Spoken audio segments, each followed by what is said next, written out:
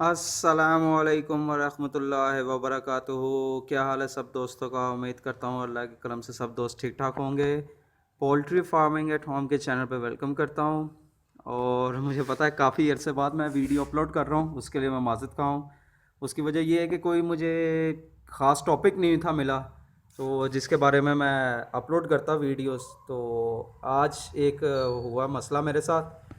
तो अब ये ज़ाहिर सी बात है क्योंकि जो है मौसम अब चेंज हो रहा है।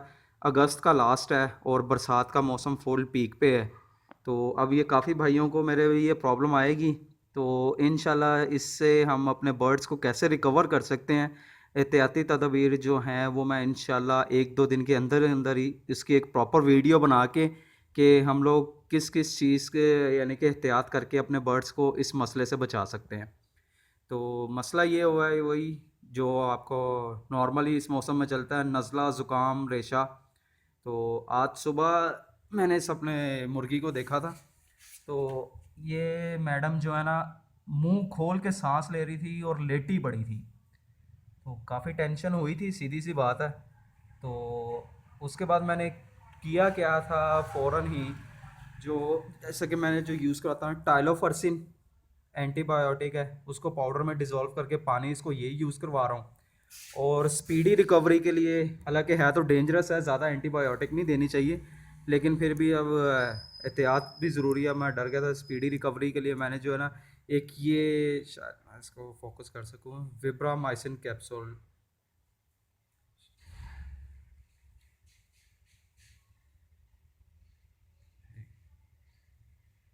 ये विब्रामाइसिन कैप्सूल है 100 mg का।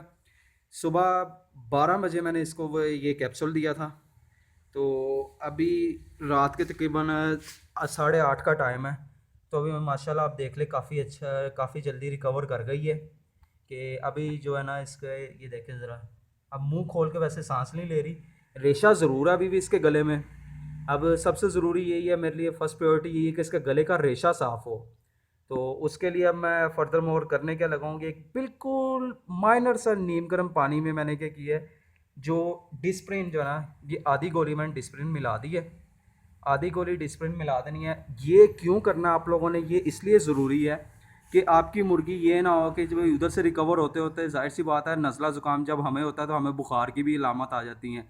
तो बुखार ऐसी चीज़ है कि ना हमारा खाने पीने को दिल करता ना कुछ और। तो ये बुखार से बचाने के लिए है कि आपकी मुर्गी जो है वो बुखार में ना चले जाए उसकी हालत। तो इस हालत में आपको कुछ थोड़ी सी मेहनत का ज़रूर करनी पड़ेगी, क्योंकि इस हालत में ये है कि मुर्गी की हालत ये हुई पड़ी है कि ना इसको खाने को दिल कर ना उसका पीने का। तो उसका आसान सा हल ये है, ये एक ड्रॉपर है। तो मैं इस ड्रॉपर के ज़रिए ना इसको, ये देखें, ये इस तरह आप पानी लेके ड्रॉपर से, तो इसका मुंह खोल के ना आप इसको ज़बरदस्ती ना इसको पानी पिलाएं और इसको खाना खिलाएं।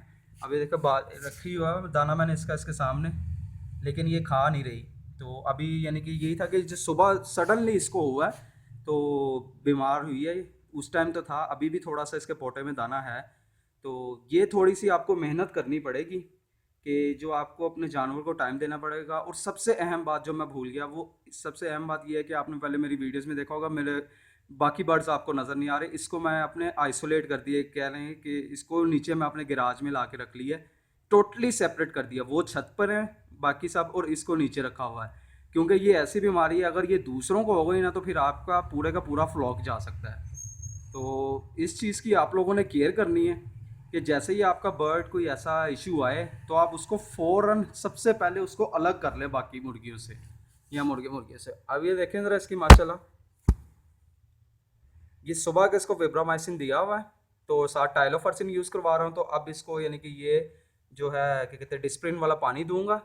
तो थोड़ा सा मेहनत तलब काम है, आपने मेहनत करनी है, इसको थोड़ा टाइम देना है, इसको दाना पानी फीड खुद खिलाना है। तो इंशाल्लाह आपकी मुर्गी भी इसी तरह ना जल्द से जल्द रिकवर कर जाएगी। अब ये जैसे ही पूरी रिकवर होगी तो इंशाल्लाह जो है मैं इसकी आपको अपडेट दूंगा कि ये रिकवर हो गई है। उसकी निशानी के तौर पे आप ये याद रखिएगा कि इसके पाँव की एक उंगली जरा ना, वो जो जिस तरह टेढ़ी हुई है, ये जो पक्के फर्श पर रह के ना अक्सर हो जाता है इनका। तो इसी मुर्गी की मैं इंशाल्लाह आप लोगों को ज़रूर अपडेट दूंगा। उम्मीद करता हूँ अल्लाह पाक से कि अल्लाह पाक इसको सेहत तंदुरुस्ती दे दे। अगर इसकी ज़िंदगी है तो बच जाएगी, अगर ना ज़िंदगी हुई तो फिर ज़ाहिर सी बात है, अल्लाह का हुक्म है, उसको मानना पड़ेगा। तो ये थोड़ी सी मैंने ट्रीटमेंट है जो इसकी की है। तो अगर आपको भी कोई ऐसी यानी कि इशू आ जाए तो फ़ौरन से पहले उसको आइसोलेट करें, उसको अलग करें, और यही ट्रीटमेंट आप अपनी मुर्गी का करें।